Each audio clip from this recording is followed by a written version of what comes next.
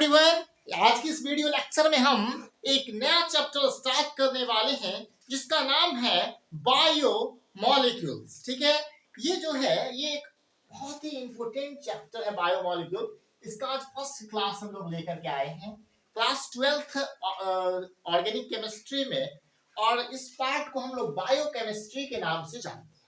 Biochemistry से हमारा कहने का तात्पर्य आप जनरल टर्म में समझ सकते हैं कि इसमें हम बायोलॉजी के भी बहुत सारे पार्ट को और केमिस्ट्री में ऑर्गेनिक केमिस्ट्री के पार्ट्स को मिला करके पढ़ते हैं, तो बायोकेमिस्ट्री होता है। ठीक है, तो स्टार्ट जब हम करेंगे इस चैप्टर को तो इसमें हम लोग पढ़ेंगे कार्बोहाइड्रेट्स, प्रोटीन्स, फैट्स, सारी चीज के बारे में पढ़ेंगे। तो all living system are composed of various organic compound namely carbohydrate, protein, fats, lipid, nucleic acid, ETC. ठीक है, तो स्टार्ट करते हैं कार्बोहाइड्रेट से। किससे स्टार्ट करते हैं? कार्बोहाइड्रेट से। तो कार्बोहाइड्रेट्स की जो हमारे ओल्ड डिफिनेशन हुआ था, यानी कि पुराने जमाने में प्राचीन काल में जो लोग कार्बोहाइड्रेट्स के बारे में पढ़ते थे तो इनका जो परिभाषा हुआ करता था वो था क्या? Hydrates of carbon is called carbohydrates. ठीक है, और इसका जनरल फॉर्मूला क्या है? तो CxH2O1, ये है किसका जनरल फॉर्मूला? कार्बोहाइड्रेट्स का जनरल फॉर्मूला होता है अकॉर्डिंग टू ओल्ड डेफिनेशन।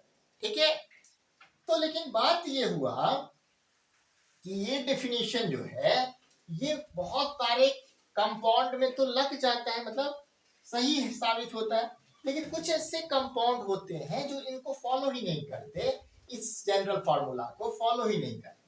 इसलिए ये जो हमारा ओल्ड डेफिनेशन होता है ये रॉन्ग प्रूवन हो जाता है, क्योंकि कुछ आप देखो इसमें होता क्या है। जैसे आप देखिए पहला एग्जांपल हम लिए हैं ग्लूकोज का, तो ग्लूकोज में लेंगे C6 और H2O6 होल 6।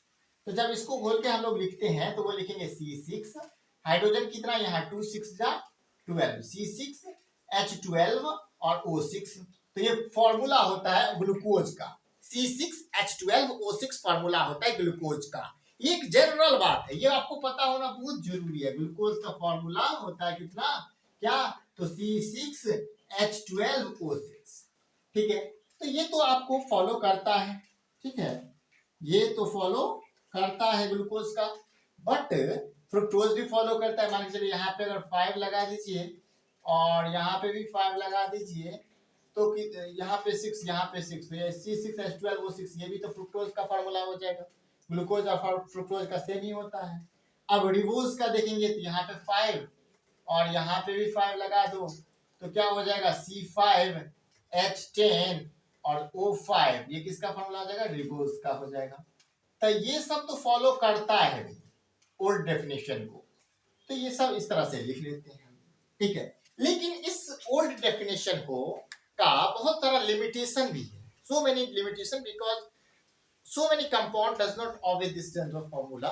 बहुत सारे कंपाउंड इस जनरल फॉर्मूला को फॉलो नहीं करते हैं।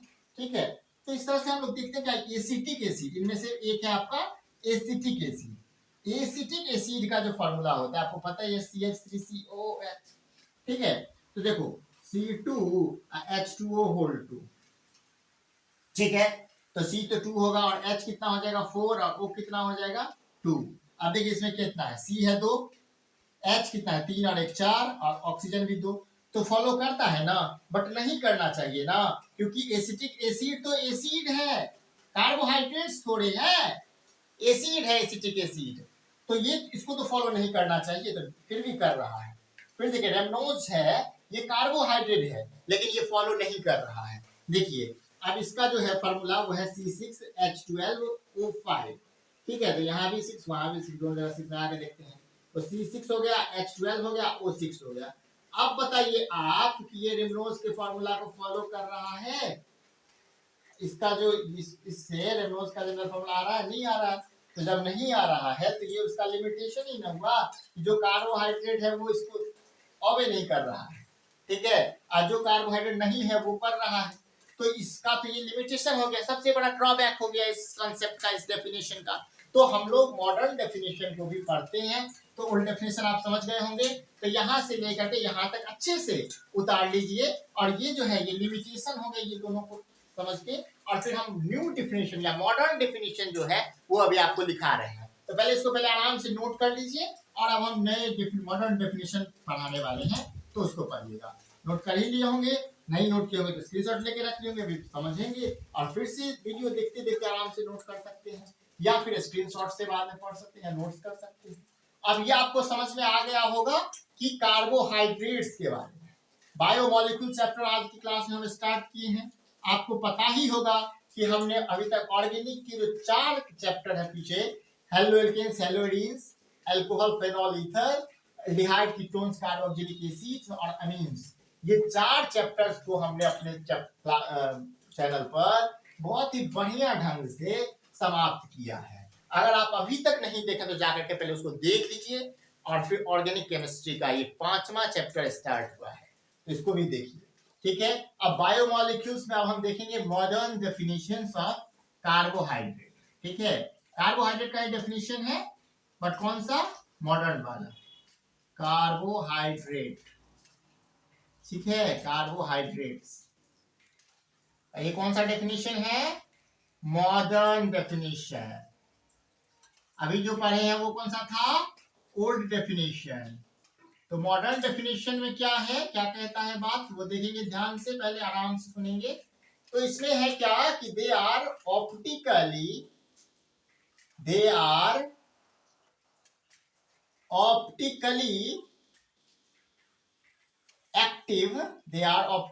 एक्टिव पॉलीहाइड्रोक्सी मतलब इसमें so many OH group present होते हैं, 2 3 4 OH ग्रुप, पॉलीहाइड्रोक्सी एल्डिहाइड्स और कीटोन्स, और एल्डिहाइड कीटोन्स भी इसमें होता है, एल्डिहाइड्स और ketones.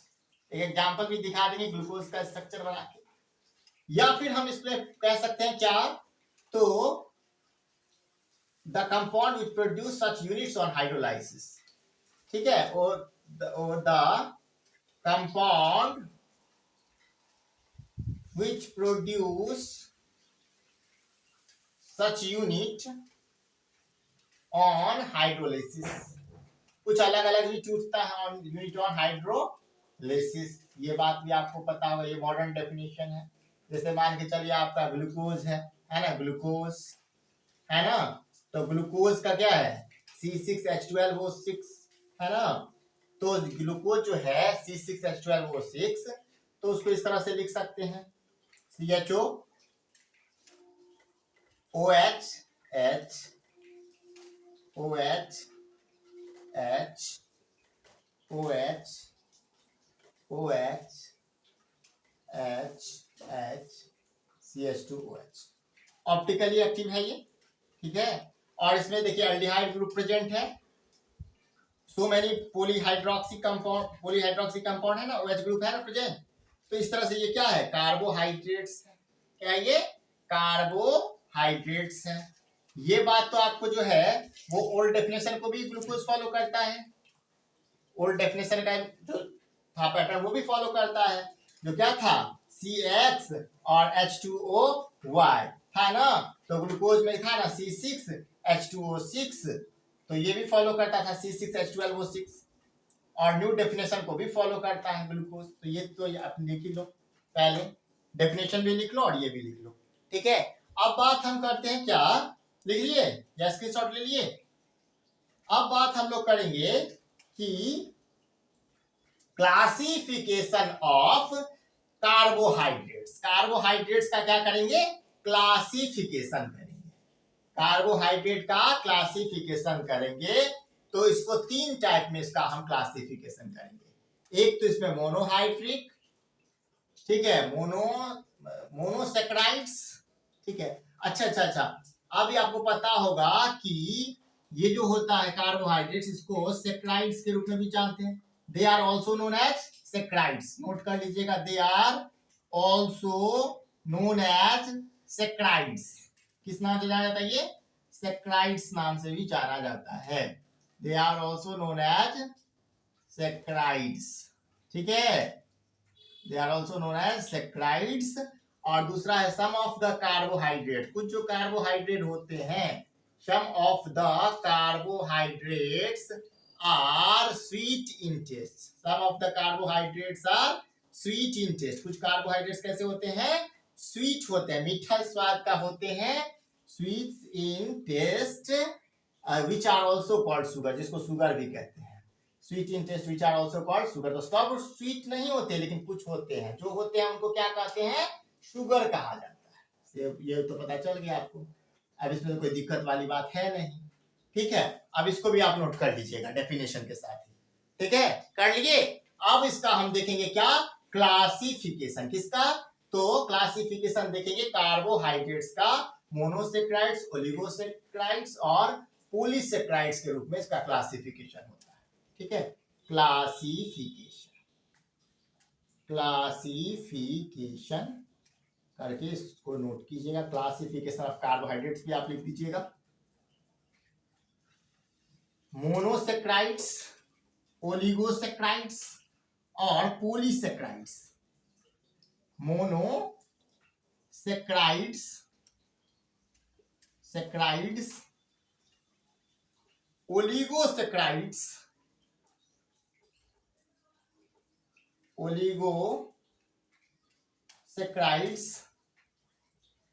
Polysaccharides. Monosaccharides, oligosaccharides, polysaccharides. ठीक है, अब मोनोसेक्राइड्स, ओलिगोसेक्राइड्स और पॉलीसेक्राइड्स क्या है वो अभी हम आपको समझाते हैं. तो सबसे पहले लिख देते हैं, उसके बाद समझाते हैं. तो carbohydrates which can not broken, लिखिए carbohydrates which can not broken, यानी कि ऐसे कार्बोहाइड्रेट्स के बारे में बात करता है जो एक ही मतलब उसका हाइड्रोलाइसिस करने पर भी वो दूसरे यूनिट्स में नहीं टूटते हैं. ठीक है, carbohydrates which can not broken, carbohydrates which can not broken, which cannot block into a smaller unit, ठीक है, जिस भी यूनिट में रहते हैं उससे एक ही यूनिट में रहते हैं, तो वो दूसरे छोटे यूनिट में ब्लॉक मतलब टूटते नहीं है. into smaller unit by hydrolysis, hydrolysis के द्वारा.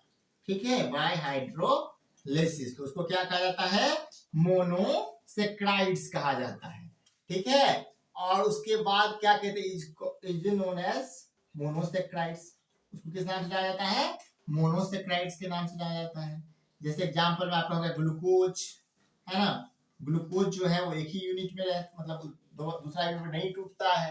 ठीक है, अब एग्जांपल में ग्लूकोज हो गया, फ्रुक्टोज हो गया, ये सब एक ही यूनिट में होते हैं. ठीक है, ग्लूकोज, फ्रुक्टोज, ईटीसी, ये सब दूसरे तीसरे यूनिट में नहीं टूटते हैं. ईटीसी, ये हो गया आपका मोनोसेक्राइड्स. ओलिगोसेक्राइड्स की बात की जाए तो ये क्या होते हैं? तो ओलिगोसेक्राइड्स व्हिच गिव्स, मतलब इसमें क्या लिखते हैं? तो carbohydrates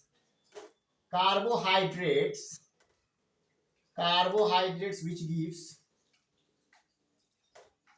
carbohydrate which gives 2 to 10 unit, 2 से 10 यूनिट तक ये टूटता है. 2 to 10 unit which gives 2 to 10 units of monosaccharides, which gives 2 to 10 unit of monosaccharides, which gives 2 to 10 unit of monosaccharides, saccharides by hydrolysis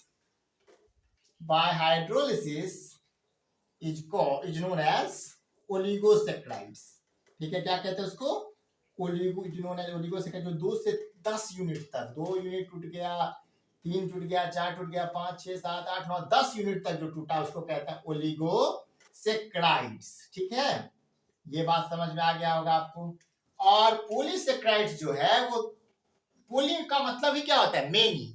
अब इसमें एक भी यूनिट नहीं फर्दर मतलब ये टूट ब्लॉक होगा या फिर देगा हमें. जो होगा ग्लूकोज C6H12O6 है, ये ऐसे ही रह जाएगा. ठीक है, लेकिन इसमें जो होगा वो 2 से लेकर के 2 यूनिट में टूटेगा, 2 मोनोसेक्राइड से टूटेगा, 3 में, 4 में, 5 में, 10 मोनोसेक्राइड तक टूट जाएगा. तो उसको हम कहेंगे ओलिगोसेक्राइड्स. इसके एग्जांपल्स आपके क्या है? तो इसके एग्जांपल में आप लिख सकते हो सुक्रोज को. किसको लिख सकते हो? सुक्रोज को. जब सुक्रोज का हम हाइड्रोलाइसिस करते हैं तो ये फर्दर ये क्या होता है? हमें देता है क्या? 2 मोनोसेक्राइड्स देता है, ग्लूकोज और दूसरा जो है फ्रुक्टोज. तो सुक्रोज किसके एग्जाम्पल है? सुक्रोज कैसा कार्बोहाइड्रेट्स है? तो सुक्रोज जो है वो ओलिगोसेक्राइड्स है, ठीक है, ये कह दीजिएगा। और ग्लूकोज क्या है? मोनोसेक्राइड्स है। अब देखोगे इसका क्या है, कैसे टूटता है? तो सुक्रोज का जो फॉर्मूला होता है वो होता है C12H22O11, C12H22O11। इसका हाइड्रोलिसिस करते हैं हम लोग तो क्या मिलता है? ग्लूकोज C6H12O6 और फ्रुक्टोज C6H12O6, ये मिलता है। इसको भी नोट कीजिए, करते जाइएगा या रुक जाइए, समझ जाइए पहले अच्छे से, फिर लिखिएगा। इसमें 2 to 10 यूनिट मिलता है, तो 2 यूनिट भी मिला तो क्या हो गया? ओलिगोसेक्राइड्स। पोली मतलब क्या होता है? Poly means, poly refers to many. आपको पता है जहां पोली दिखे आप समझ जाओ बहुत तरह, मेनी बहुत, ठीक है, तो ये तो समझ में आ गया। उसके बाद इसमें क्या होता है? Polysaccharide which gives more than 10 units of monosaccharides, ठीक है। पॉलीसेक्राइड्स में आप लिख दो कि which gives more than 10 unit of monosaccharide, which gives more than 10 unit of monosaccharide, जो 10 यूनिट से भी अधिक मोनोसेक्राइड्स दे उसको कहेंगे हम लोग पॉलीसेक्राइड्स। 2 यूनिट ऑफ मोनोसेक्राइड्स, तो उसको क्या कहते हैं?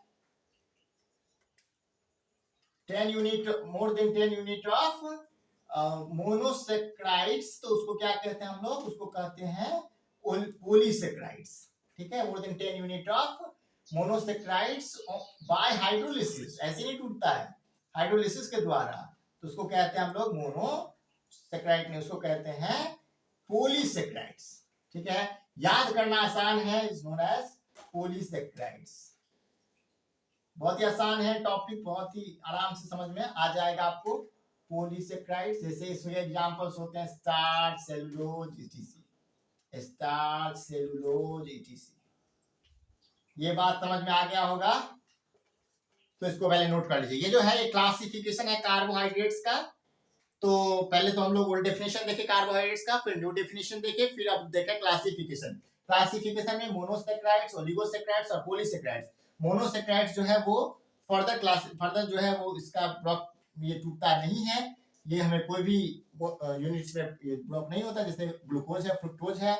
और ओलिगो जो है वो 2 से 10 यूनिट में ब्लॉक, मतलब ये देता है हमको monosaccharide 2 unit, 10 unit, 5 unit, 7 unit, तो वो ओलिगोसेक्राइड्स में आ जाता है। और जो 10 से ऊपर देता है वो पॉलीसेक्राइड्स में आ जाता है। इसको पहले राइट डाउन करिए और हम आगे दूसरा क्लासिफिकेशन आपको कार्बोहाइड्रेट्स का बताएंगे। अब इसको आप लिख ही लिए होंगे, तो इसमें और भी क्लासिफिकेशन है कार्बोहाइड्रेट्स का। तो अब जो हम लोग देखेंगे वो देखेंगे रिड्यूसिंग शुगर और नॉन रिड्यूसिंग शुगर। क्या देखेंगे? रिड्यूसिंग शुगर और नॉन रिड्यूसिंग शुगर के बारे में देखेंगे, ठीक है। अब क्या है, यहां तक तो आपको समझ में आ ही गया होगा। तो अब देखो कार्बोहाइड्रेट्स का ही फिर से आ रहा है क्लासिफिकेशन। क्लासिफिकेशन लिख करके ही डैश दीजिएगा फिर से, ठीक है। क्लासिफिकेशन 3 यूनिट 3 पार्ट में तब क्लासिफिकेशन हुआ था, यहाँ 2 टाइप में होगा। और इसके बाद फिर से 2 टाइप में क्लासिफाइड करेंगे हम लोग। किसको? हम लोग क्लासिफाइड करेंगे कार्बोहाइड्रेट्स को, क्योंकि अभी तो पढ़ रहे कार्बोहाइड्रेट्स ही। अब देखो रिड्यूसिंग शुगर, रिड्यूसिंग शुगर क्या होता है और नॉन रिड्यूसिंग शुगर क्या होता है। रिड्यूसिंग शुगर और non reducing sugar, non reducing sugar, non reducing sugar. अभी आप जो मॉडर्न डेफिनेशन देखे हैं उसमें आपको पता है कार्बोहाइड्रेट में एल्डिहाइड ग्रुप भी प्रेजेंट होता है, कीटोन्स ग्रुप भी प्रेजेंट होता है, देखे हैं मॉडर्न डेफिनेशन के अकॉर्डिंग। तो अब क्या होता है, तो carbohydrates in which aldehydes are free, वैसे carbohydrates in which aldehydes are free, carbohydrates in which aldehydic और ketonic group, carbohydrates in which aldehydic और ketonic groups are free, aldehydic और कीटोनिक ग्रुप्स आर फ्री, ठीक है। Aldehydic और ketonic groups are free and capable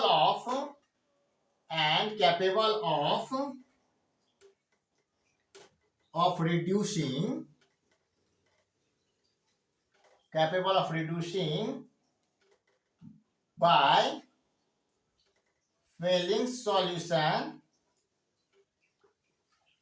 और Tollens reagent test. Fehling solution और Tollens reagent, Tollens reagent या Fehling solution से क्या हो जाएगा, वो रिड्यूस होगा, ठीक है। Tollens reagent are known as reducing sugar, उसको क्या बोलेंगे, रिड्यूसिंग शुगर बोलेंगे, are known as reducing sugar, ठीक है। ये बात समझ में आ गया कि जिस भी कार्बोहाइड्रेट्स में एल्डिहाइड या कीटोन ग्रुप जो है वो फ्री होते हैं, वो कैपेबल होते हैं रिड्यूस करने के लिए, ठीक है। तो दो रिएजेंट लिया गया है, फेलिंग सॉल्यूशन और टॉलेंस रिएजेंट। कैसे क्या होता है वो एल्डिहाइड कीटोन्स में हम पढ़ाए हुए हैं, तो यहाँ तो बस समझेंगे। नोन एज रिड्यूसिंग शुगर, ये तो पता चल गया आपको। इसमें रिड्यूसिंग शुगर में कौन कौन से होते हैं पता है, एग्जाम्पल किस कौन कौन हो जाएगा, ग्लूकोज हो जाएगा आपका, फ्रुक्टोज हो जाएगा, ग्लूकोज फ्रुक्टोज ये सब हो जाएगा, ठीक है। अब बात करेंगे हम लोग दूसरे टाइप का जो है नॉन रिड्यूसिंग शुगर, ठीक है। नॉन रिड्यूसिंग शुगर में क्या होता है, तो इसमें कार्बोहाइड्रेट्स लिखिएगा, carbohydrates in which carbohydrates in which aldehydic or ketonic group are bonded, in which aldehydic or ketonic groups are bonded, aldehydic or ketonic groups are bonded, aldehydic or ketonic groups are bonded, aldehydic or ketonic groups are bonded and are not capable of reducing, and are not capable of reducing, ठीक है। ये bond होता है तो ये किसी तरह से रिड्यूस नहीं होता, चाहे फेलिंग रिएजेंट हो या फिर आपका कोई भी हो, तो इसको कहते हैं नॉन रिड्यूसिंग एजेंट। समझ में आया, नॉन रिड्यूसिंग एजेंट, कोई दिक्कत नहीं। अब ये चीज समझ में आई क्या होगा, तो आप बस इसको जो है अच्छे से नोट कर लीजिए इसको भी, और फिर एक और फर्दर क्लासिफिकेशन पढ़ेंगे, ठीक है। ये कर लिए नोट, चलिए स्क्रीनशॉट लिख लिए कॉपी के अंदर। अब एक और जो हमारा बचा हुआ है, एल्डोज और कीटोज के बारे में पढ़ेंगे, ठीक है। अब ये मोनोसेक्राइड्स का फर्दर, अब तो सेक्राइड्स का मतलब जितने भी हैं कार्बोहाइड्रेट्स का क्लासिफिकेशन था, मोनोसेक्राइड्स, ओलिगोसेक्राइड्स, पॉलीसेक्राइड्स में। अब मोनोसेक्राइड्स में हम पढ़ते हैं क्या, एल्डोज कीटोज। अब उसी में हम देखेंगे कि देख लेंगे उसी टॉपिक में देख लेंगे कि कार्बन एटम के नंबर के बेसिस पर जो क्लासिफिकेशन होता है। तो अब देखो क्या है, एल्डोज कीटोज, ठीक है, एल्डोज और कीटोज। तो आपको पता है कि एल्डोज किसको कहते हैं, तो एल्डोज कहेंगे उसको जिसमें एल्डिहाइडिक ग्रुप प्रेजेंट होता है, ठीक है। जिसमें एल्डिहाइडिक ग्रुप प्रेजेंट होता है उसको क्या बोलेंगे, एल्डोज। और जिसमें कीटोनिक ग्रुप प्रेजेंट होता है उसको क्या बोलेंगे, कीटोज, ठीक है। यहां से इसको जो है वो, if aldehyde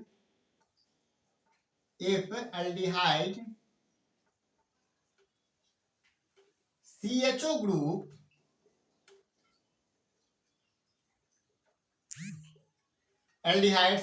group is present in monosaccharides, if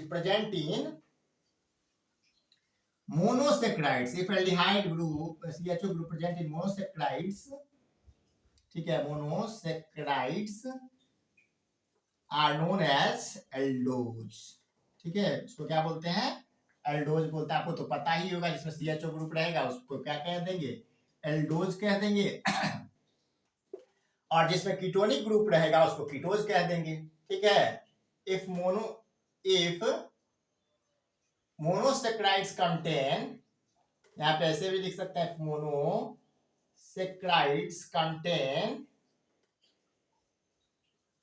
ketonic group, अगर मोनोसेक्राइड्स में कीटोनिक ग्रुप होगा तो उसको क्या कह देंगे, ketose, ketonic group, then it is called ketose, तो उसको क्या कहेंगे, कीटोज कहेंगे, देन इट इज कॉल्ड कीटोज,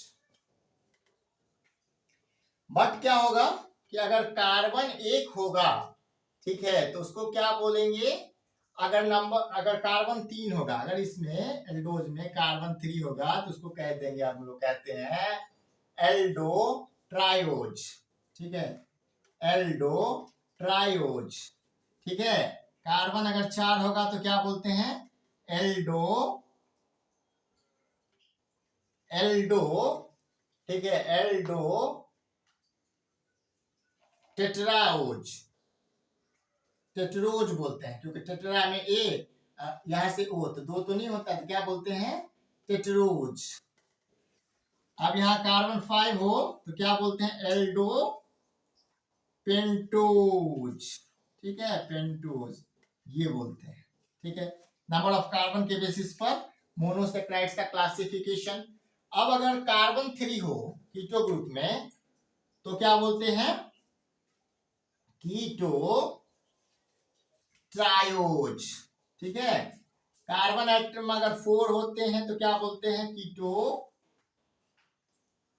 टेट्राओज, क्या बोलते हैं, कीटो ट्रायोज, कीटो टेट्राओज, कीटो कीटो टेट्रोज, कीटो पेंटोज, क्या बोलते हैं, कीटो पेंटोज। इस तरह से हम लोग जितने भी क्लासिफिकेशन थे कार्बोहाइड्रेट्स के, क्लासिफिकेशन और इंट्रोडक्शन, वो हम लोग पढ़ लिए हैं। तो आज से हम लोग एक नए चैप्टर बायोमोलिक्यूल्स का आगाज किए, जिसमें हम बायोमोलिक्यूल्स और कार्बोहाइड्रेट्स के इंट्रोडक्शन, कार्बोहाइड्रेट्स का क्लासिफिकेशन पढ़े हैं।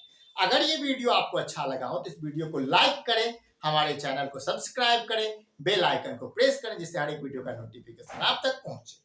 अभी तक 4 चैप्टर ऑर्गेनिक का खत्म हो चुका है, ये 5वां चैप्टर स्टार्ट हुआ है। अगर अभी तक आपने नहीं देखा तो जाकर के सारा वीडियो देखिए और केमिस्ट्री सीखिए। अभी तक लास्ट तक देखने के लिए थैंक यू।